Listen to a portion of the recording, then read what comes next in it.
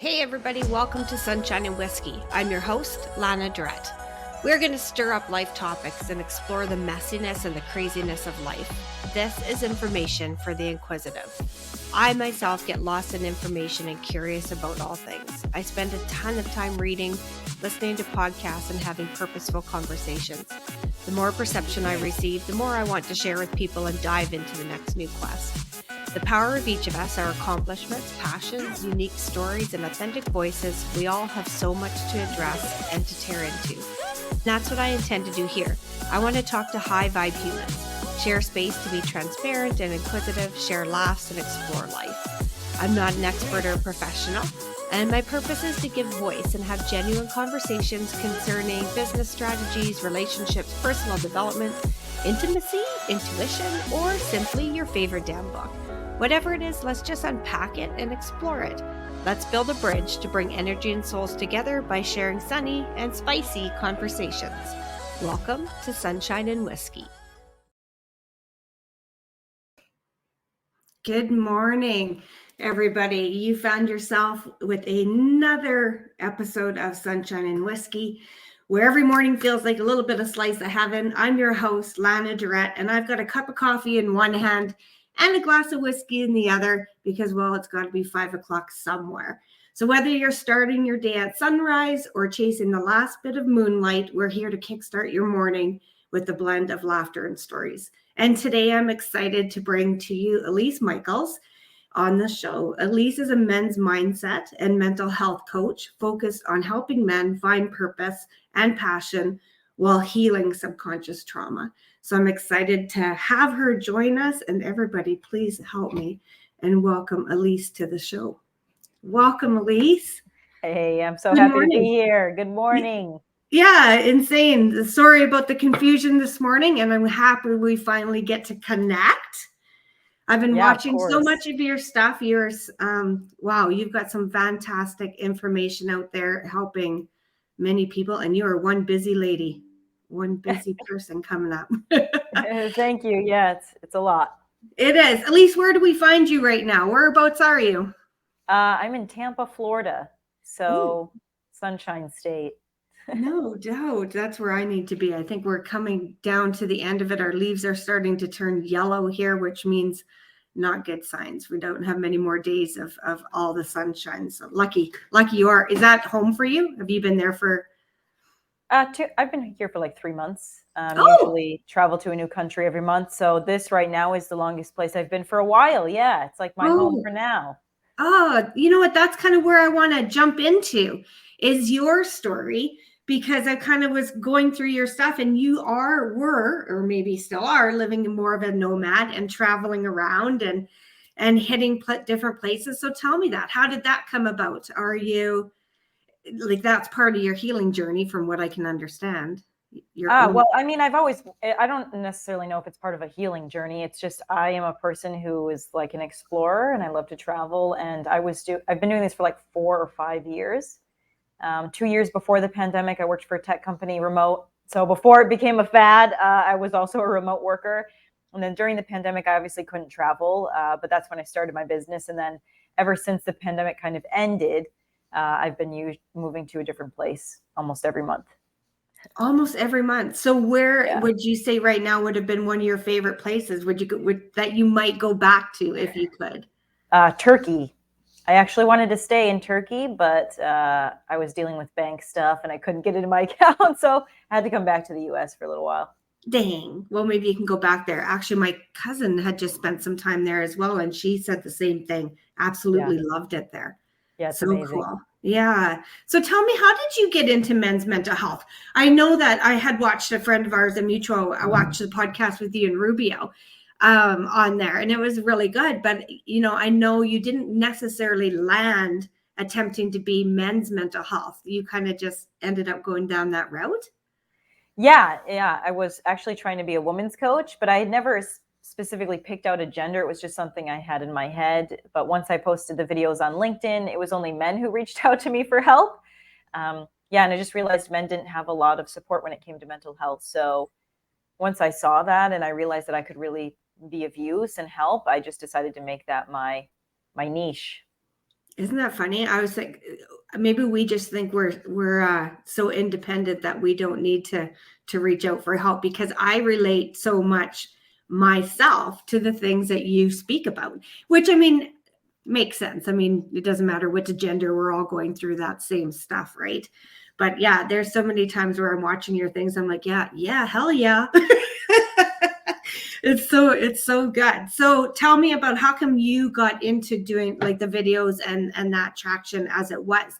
It sounds a lot like it's things that you went through, and then you just felt like you could share a lot of it and help other people.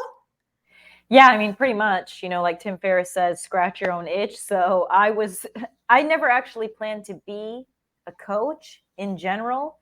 That was never something like, I want to be a coach. It was, I'm going through a lot of pain. I was seeing a therapist. The therapist was awesome, but I still felt myself repeating patterns. And so I dove into my own courses like neuroscience, um, relationship science, trauma therapy, family trauma therapy, and started to understand how family dynamics change the brain chemistry, which creates habits and patterns, and started to share the information I knew once I found out that there's actually like a solution for healing your pain and you don't have to suffer for many years. So, Hmm.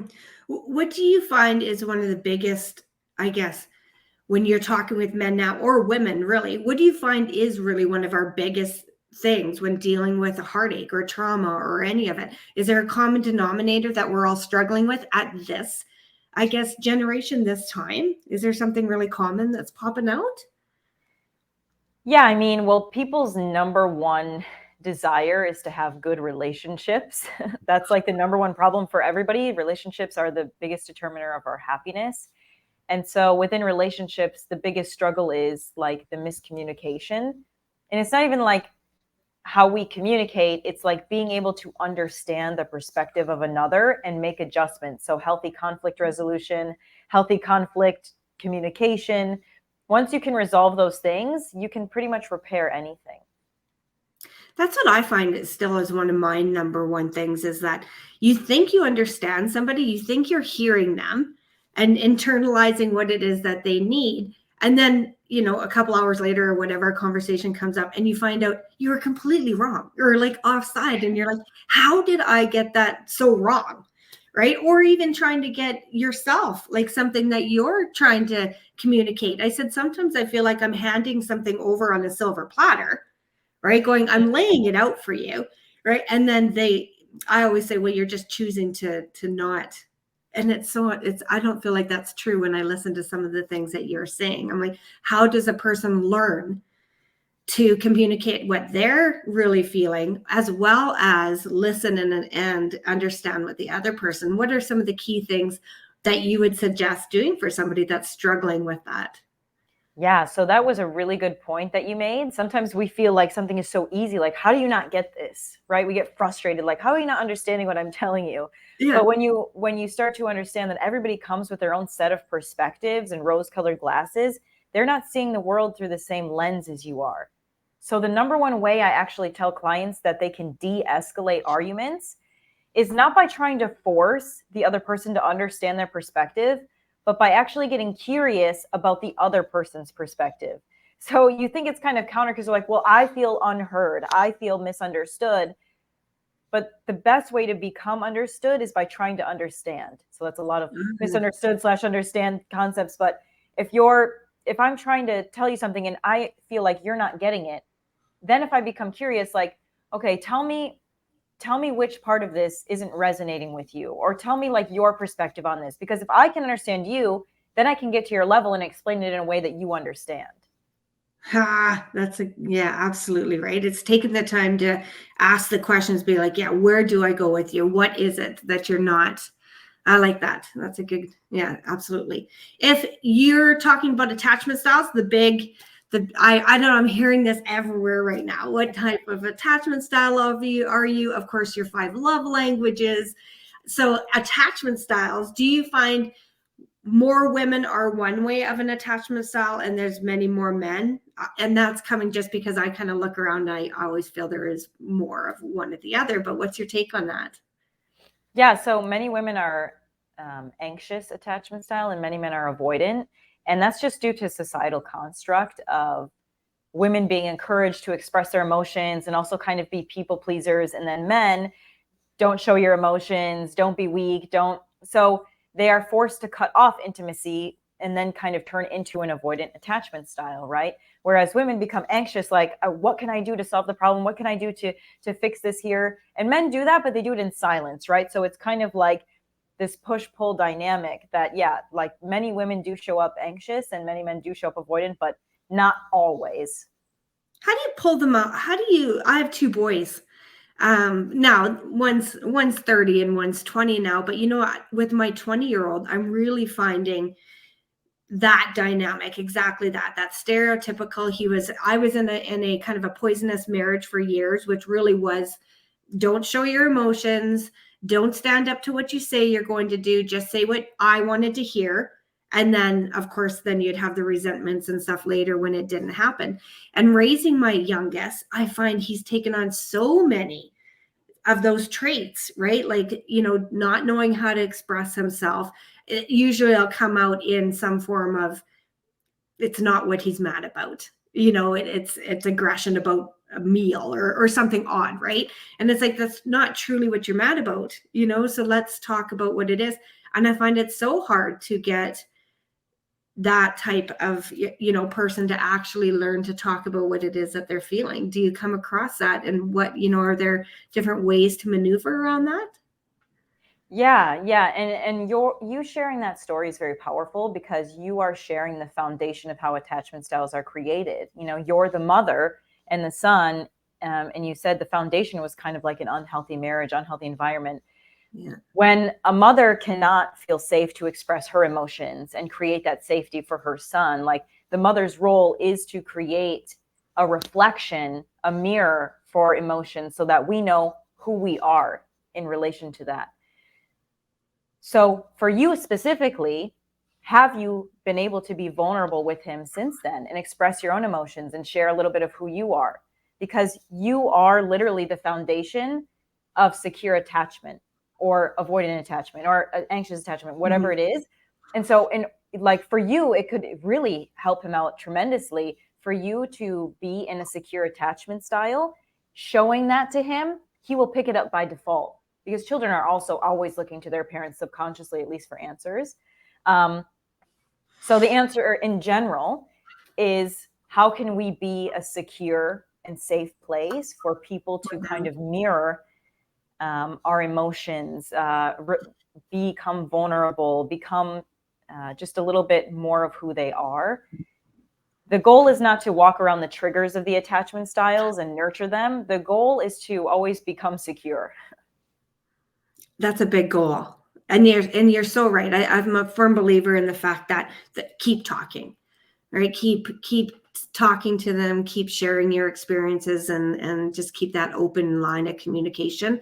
I do believe that they're always listening. They're always taking something in, and they're, I think, as like you said, that attachment, that anxious attachment style as a mother or whatever it is, you want to see it happen quicker. You want to undo the damage that you feel like that you've already put onto them. So you're hoping that they start to just change their ways a little bit quicker than it took us, especially myself coming through that. I hear you talk about father wounds, and when you're you hear father wounds, mother wounds constantly, and so what is it when you, let's stick with father wounds. If I was to hear somebody with father wounds, what generally is that coming through? What are those character traits? What is that really? Right. The classic daddy issues. Everybody, this is like the one thing everybody says, right? Oh, they've got daddy issues. Exactly. These aren't psychological things, mother and father wound, first of all, because no parent is perfect. So there's always going to be some type of relational, not damage, but no one is perfect. There's going to be relational traits and everything left from both parents in a child that we have to work through and fix in the future. Right. But when a parent, specifically, we're talking about father, either is physically absent or abusive, or emotionally absent or abusive, it's going to leave a deeper impact, a deeper trauma on the child. So that we call that a father wound. Depending on what happened, when you think about the role of masculine versus feminine, Feminine is kind of like nurturing, supportive, allows the emotions, allows the flow, allows receiving. The masculine is stability and structure and discipline. So if there's an absent father, like for men, because I'm a men's coach, Yeah. usually he will grow up without any structure as to who he is, what his purpose is, what his mission is, what his passion is. He's kind of listless. He might get a little bit aggressive and emotional, and he tries desperately to grasp onto society's ideal of what a man is. So he may be a little bit like into the red pill community. It just really depends on like what type of father wound he has. But for an absent father, it's kind of like the abandonment, the letdown. So he's constantly trying to be the best he can to subconsciously prove his worthiness to the father and like win the love and affection back. But it's never good enough, right? Because it's always trying to gain external accolades. For any but for anybody, right? It's not easy. It's not easy. Are you finding more people, women or men really, are generally looking to find, are we in a better place today? Are people generally wanting to look after their mental health more and reaching out, or like have we made any strides in that era? I think absolutely we've made strides to make mental health known and to push for resources. I think it's become such a fad, though, to have a mental health ailment or symptom that people wear it as like a mask and an identity as opposed to actually wanting to heal from it. The only reason to know your attachment style or your love language or whatever is so that you can strive to become a better person, not so that you can just carry, I'm an anxious attachment style with you throughout your whole life. Because it's not your identity. It's just a cause and effect from a behavior pattern, and you can change your behavior patterns. So I think a lot of people want to talk about it, but they want to do anything about it. Absolutely. In so many things, and I think you hit it on the nose there, whether it's ADHD or anxiousness or, any of the addictions, any of the things, it's so, I feel the same way that people want to talk about it, but they're not necessarily doing the work to fix it. And that's where I find when I'm talking to a lot of men, and I am single right now, so I'm dealing with, I'm in the dating world and I'm talking to people, and it's like, this is exhausting. Like, this is like people, you can see it. And especially if you're doing the work yourself, if you are doing some of the work yourself, you're starting to see how many people are not, out there doing the work. And I think it's worse. So it's funny, I'll ask you this. So do you analyze people right away? Like, can you, in your own head, when you start to have a conversation with somebody, are you like, oh my God, you're here or you're there, or, do you do that? Kind of like hairdressers, I guess, or house people who develop houses, you kind of criticizing their own work. Yeah, I mean, it's pretty easy for me to read people, to be honest. But like, if I'm not getting paid by a client, I don't try to turn that brain on. As far as like analyzing like what type of childhood wounds they have. If I ask people a certain set of questions, like within the first 5 minutes of someone paying me for a clarity call, I know exactly what's going on with them. But we have to go through the rest of the 75 minutes because I have to build a rapport. But I know immediately, just because I'm an expert now at behavioral patterns, right? Just out in public and generally, like if I'm trying to go on a date or something, yeah, I mean, you can tell immediately, like if someone has worked on themselves, just the way that they carry themselves, like, so yeah, I mean, it's pretty easy at this point. Yeah. I know. You can just do podcasts on so many things right now on when you are out there in this world. What's on your mind and heart lately? What are some things that you're working through and, are kind of sitting with you that you're kind of working through on your own stuff? And that, again, you've shared so much with the world right now, and I just watch how big you're growing. And of course, we deal with things on a daily basis. What is it that you're going through right now that you are hoping to be able to now pass on to, your show and your men and your people, your circle?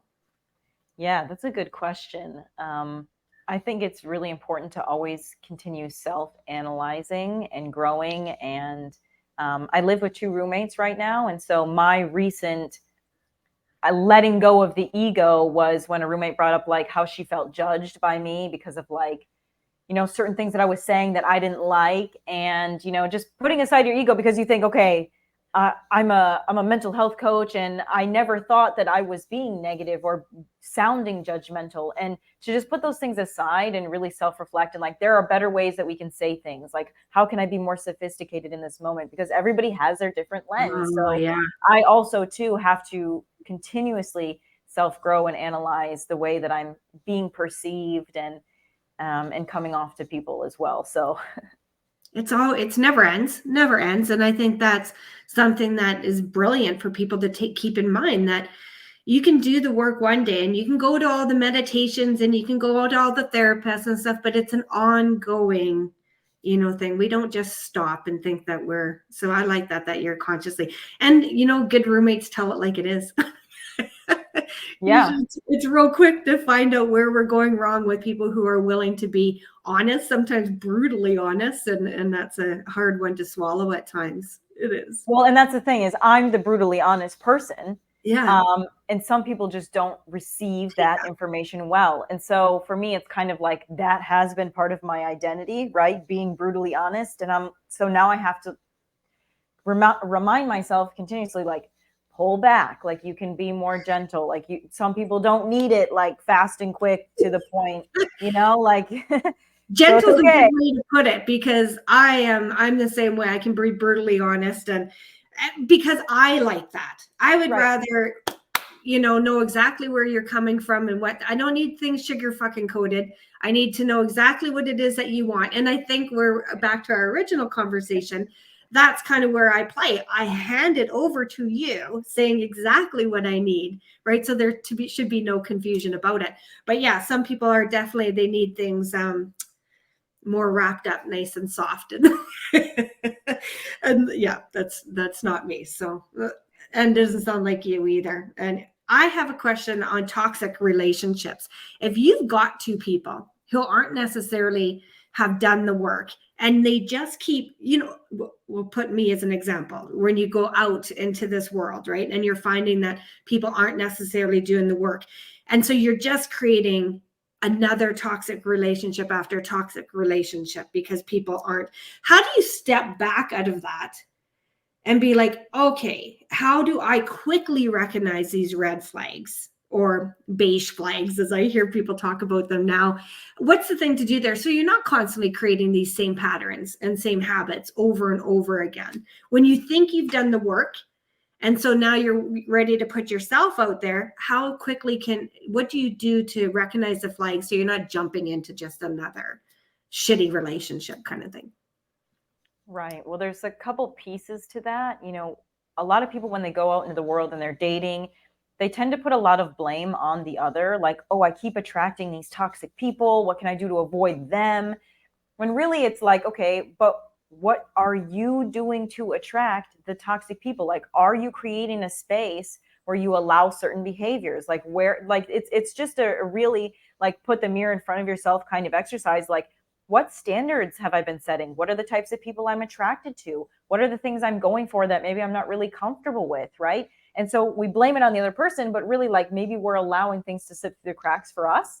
Yeah. So that's kind of one way. And then also understanding that as you're going through the healing process and trying to adapt your behaviors and the people you're attracted to, you're going to inevitably be attracted to some people who are not a good fit. Right. Just like because you're kind of going through the old muck. So you have to start looking at like, okay, is this the same type of person that I've been dating? Like, what led me to this person this time, right? And take it slow and take it step by step, because anything that's worth having won't be lost by going slow. Absolutely. Oh, I completely agree with that. That's right. Right. It is. It's taking a look at ourselves. And so often we're unwilling to do that. And especially if you come out of relationships where it was that push pull or that blaming, so it's resetting your brain to go like, you know what boundaries and what things am I going to do differently now so that I'm not going to allow something like that back into my life? What is it that I want? And being very clear. I've heard you speak about that often too, being very clear, what is it that you want in a relationship, and what are you going to do in order to move that path forward? So you've got some great details and information there. I love listening to your stuff. And I know you have to get going off of here. So Elise, is there anything that I'm missing? I could have lots of conversations with you. Is there anything missing that you would like to share with listeners today that you're finding is a big value right now, that if you've got one person listening, what's some advice that you would give them in just mental health in general, and whatever it is? Yeah, well, I'll just kind of tack on to what we were just talking about. If you are coming out of a toxic relationship or an unhealthy dynamic, we can start to really self-blame and self-shame a lot. Like, it goes from one pendulum swing to the other, right? So apply self-compassion no matter where you're at in your relationship journey, in your healing journey. Like, things take time, and they're not linear, they're cyclical. Like, you will encounter a new problem, because every time you level up, it's like every new level has a new devil, like a video game. You're beating new levels. You're not hitting the same problem over and over again. You're hitting a different version of maybe the same problem, or a different part that you didn't see. So, like, don't beat yourself up if you're running into things again. Just continue to try to up level and apply that self-compassion to yourself. I love it. Awesome. I got a couple of questions to ask you. These are just what I usually call a 3-shot nightcap. But because we're doing it in the morning, we're going to have to take it as tea or whatever it is that you want. But they're just fun questions to wrap up our conversation. Let's talk about, which celebrity do you shamelessly follow yourself? Glenn Powell. Nice. Saw him in Top Gun, and I was like, this is great movie. Just because he's a good actor. Yes, that's right. That's right. No, I don't know about shamelessly. I think that's an all right one. Well, you said shamelessly. Am I supposed to feel ashamed about the person? No, it's one of those. Why? Really, the question is, sometimes you follow people who are like, you don't want people to know they're your. Oh yeah. Well, I mean, I love the Kardashians. I think everybody would hate me for saying that. I just think that they're so smart, and their marketing is like exceptional. Like, I would definitely say the Kardashians. People would hate that, to say that, but like, it's funny though, that I do know a lot of people who follow them. So there's a reason why they are where they are, right? Yeah. They're brilliant. If you had a time machine, what year would you go back to, and why are you going back there? I like my life the way it is. So I wouldn't actually change anything about my life. But if I could go back to 2012, I got a job at Walmart when I first moved to California, and I wasted 2 years of my life there. And I wish I could just tell my younger self, like, you don't actually need to work here. But it was like a good growth moment, because I realized I was never going to do that again. So maybe it was a canon event, but I could be like, you don't need to work here, and just like go do something crazy. Shorten it up. Learn the experience quicker so you can get out the door and go and start living life. The last one is, what song best describes your life right now? Oh my God. That's a tough one. I don't know. I don't know what song best describes my life. I'll give you one that I listen to a lot in the gym, which is Dua Lipa's Dance the Night. It's from the Barbie movie. Oh, yeah. Big talk on the Barbie movie. Big talk on that, hey? You seen it? Did you see it? Yeah, I didn't like it. No, I haven't seen it myself, so I'm just kind of taking I'm a horrible person for movies, but anyway, that's awesome. Well, Elise, I want to thank you for chatting with me and taking the time. I know we were kind of rushed this morning. That was my fault here. I'm going to remove you. Stay with me, because I'd like to have a chat with you after here. And yeah, I appreciate you coming on. And there's so many things that I could dive into and get your input on.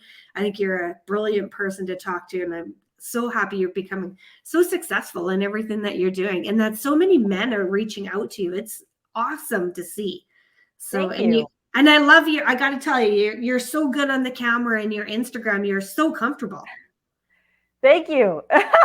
Great. It's great to see. So I will close up the session, and I will have a chat with you in just a moment.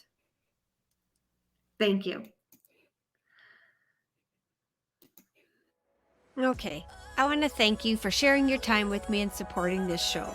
If this was damn good, it resonated with you, or sheesh, you just love this episode and would like to support this podcast, please subscribe and leave a rating and review. Follow, tag, and DM me on Instagram at Sunshine and Whiskey if you have a question or maybe you have an idea for the show. Follow me on social media and my online business, Ebb and Flow Consulting. Don't forget to check out any links on the show notes. Until next time, let's stay curious, intentional, and kind.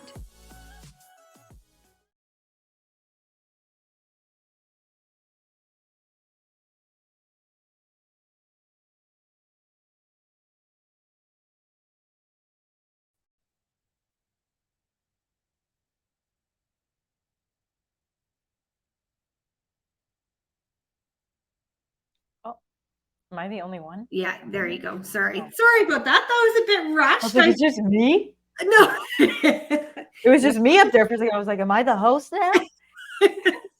Let's get the shit on the road, hey? Yeah. So you have a mastermind group this morning as well.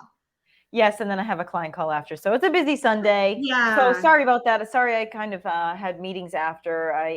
I should have checked for the link yesterday because I know you said you would send it the day before, but I'm sorry about that. No. I didn't actually send it till last night. I had a day like you're having today. Yesterday was just one thing after another. So I didn't get it sent off. So no apologies, but I appreciate the time you did take to jump on with me. And I just flew through questions. So thank you for just answering as you could. But yeah, enjoy your day. And yeah, hopefully we can do it again and we'll spend a little more time on all the stuff that you talk about. Yeah, thank you so much, Lana. I hope it was okay no matter what we got on there. It was great. I loved it. Thank you. Okay, have a great day. Bye-bye.